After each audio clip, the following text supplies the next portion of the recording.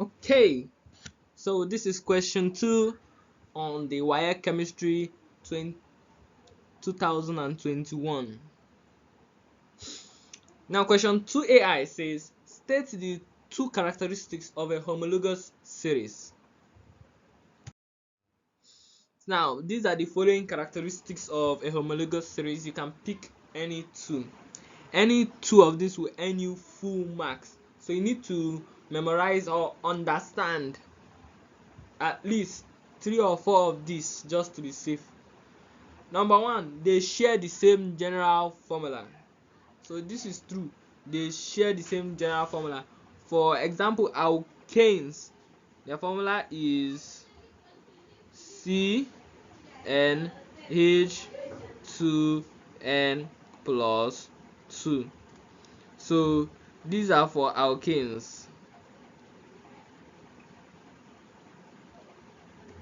So once you go down like alkenes, alkynes, they reduce by 2 continuously or successively. So they share the same general formula. 2, successive members differ by CH2 units or mass of 14 grams per mole. So after each member, like let's say methane, after I go from methane to ethane, so they differ by CH2 units or 14 grams per mole. How is that 14 grams per mole gotten? C is 12 grams per mole, and then H is the 1, but 1 times 2 would give us 2 grams per mole. Add those, we get 14 grams per mole. So that's for the second features. Now the next one is they have similar chemical properties. So now this is true. So like alkanols or alcohols, they have similar properties and they have the same functional group. Like in alcohols, the functional group there is the OH group, hydroxyl group, and they have regular graduation in physical properties. Like for example, density. So it's this thing degrades or increases gradually.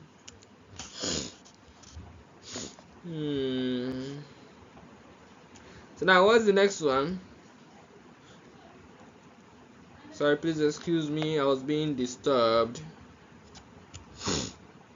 Okay, it says all members of the group are prepared using a similar chemical method.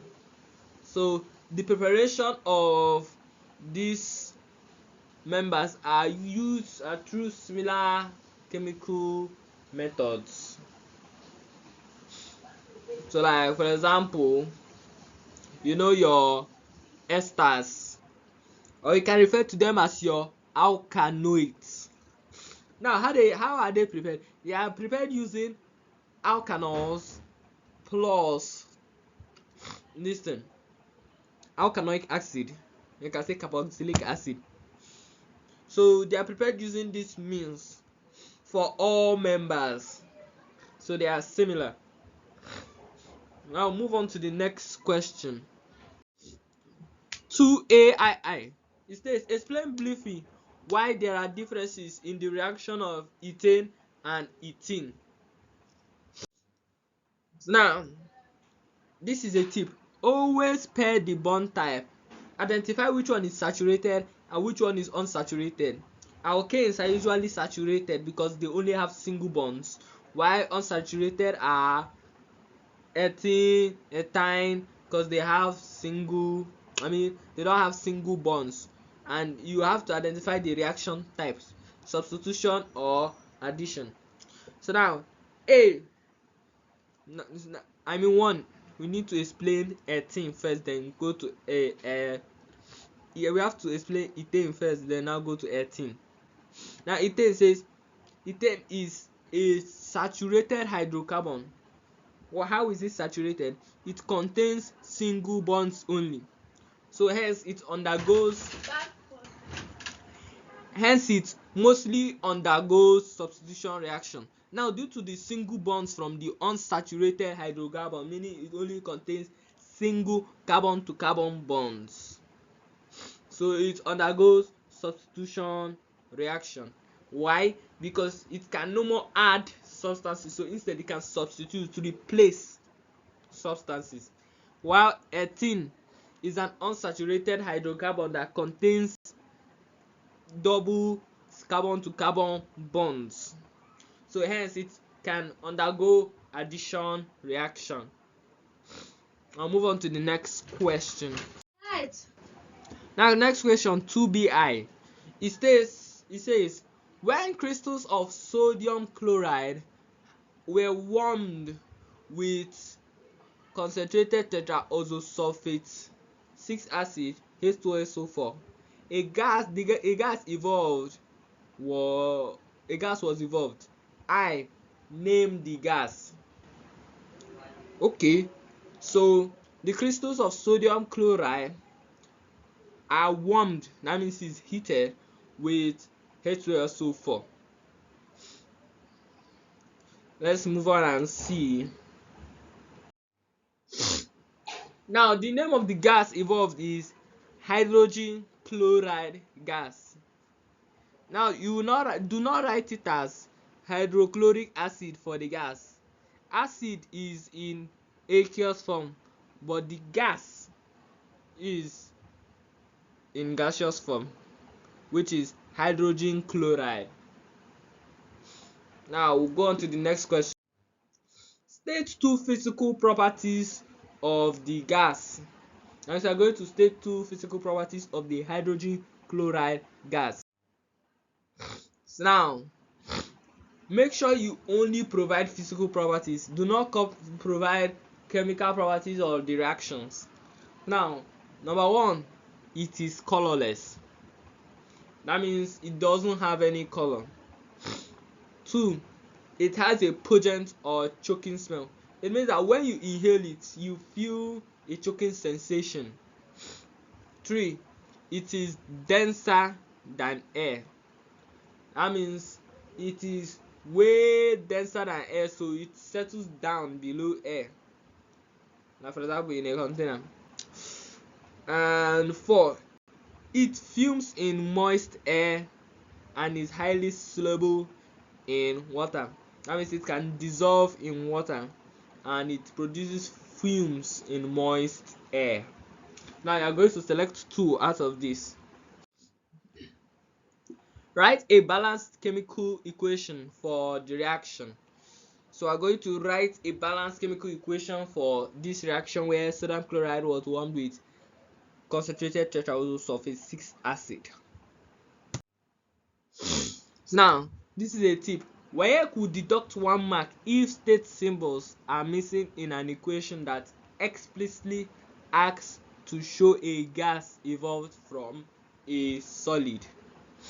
So now we have sodium chloride, the solid, reacts with tetraoxosulfate 6 acid in aqueous form, which will give us sodium hydrogen tetraoxosulfate 6 in aqueous form plus hydrogen chloride gas. So remember to always state the symbols. And alternatively, you can write it as this at high temperatures, which will be 2 moles of sodium chloride crystals in solid plus tetraoxosulfate 6 acid in aqueous form will give us sodium tetraoxosulfate 6 in aqueous form plus 2 moles of hydrogen chloride gas. So now always remember to balance the equation. Don't just leave it like that. Ensure reactants, it has the same balance as the products based on the conservation of mass principle. Don't forget. Now, question 2ci states What are hydrocarbons? Now, here, remember to use the word only, because if you don't state only, that means any compound containing carbon and hydrogen can be considered hydrocarbons. Like for example, glucose. Glucose can be considered a hydrocarbon if you don't add only. So always remember to put the word only. Or what for other word can you use apart from only? Maybe you can say exclusively, but you just remember to use the word only. So here, hydrocarbons are organic compounds containing carbon and hydrogen only. Example, alkanes, alkenes, alkynes. Now let's move on to the next question. CII. State two natural sources of hydrocarbons. Now here, remember, petroleum and natural gas are the most common acceptable answer. It doesn't mean coal is not acceptable, but based on ranking, when you're trying to answer, state the most common ones first before you state the less common ones.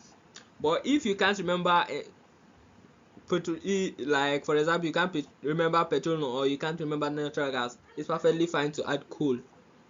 So now, the natural sources of hydrocarbons are 1. Petroleum, or you can say crude oil. 2. Natural gas, and number 3. Coal. So you can choose any two out of here. Let's move on to the next one. CII. A hydrocarbon contains 83% of carbon by mass.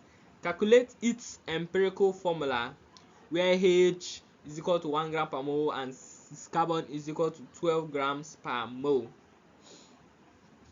Now this is a stoichiometry style chemistry problem.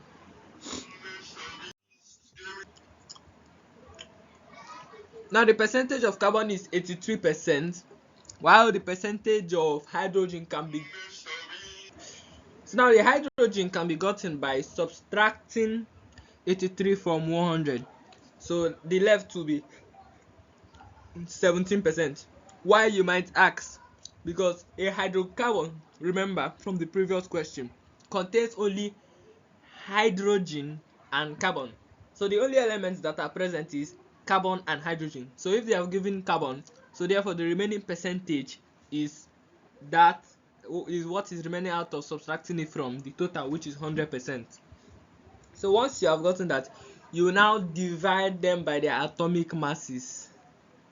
So for carbon, it's 12, as indicated by the question.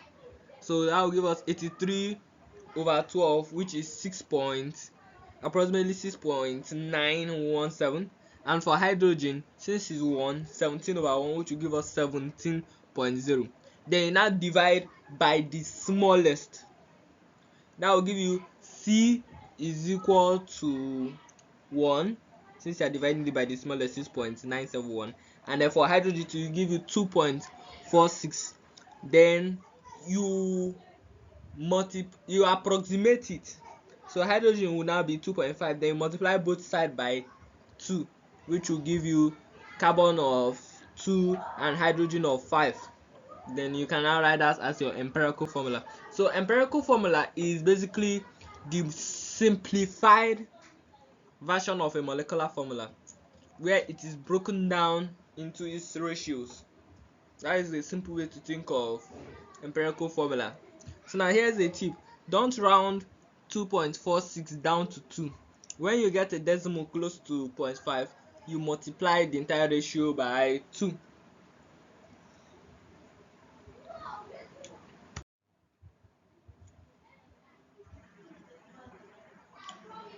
So now we're going to look at the table version. You can answer it the other way, or you can use this. Now this is the table version. Here it's basically the same thing. 83, divide both sides by 12, 6.917, and then you now times both sides. You divide both sides by the smallest value, and that will give you 1 and approximately 2.5, and then you now multiply both side by 2 to get the whole number. Remember, we work in whole number. You cannot represent empirical formulas as this thing. There's fractional decimal. So here we have 2 and 5. So that's how we derive the formula. So now question 2D says, draw and label a diagram of a setup that can be used to electroplate a copper ornament with silver. So this is an electrolytic process. So let's look at the diagram. So now these are the tip. The object you want to plate is always on the cathode. Remember, it's always on the cathode, and the plating metal is always at the anode. So the metal where you want to receive the coats from is in the anode, while the main object that you want to be plated is on the cathode.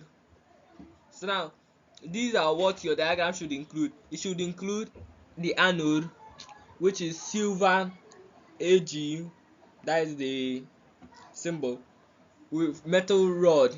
So it must contain a silver metal rod or plate, and a cathode which will contain the copper ornament. 3.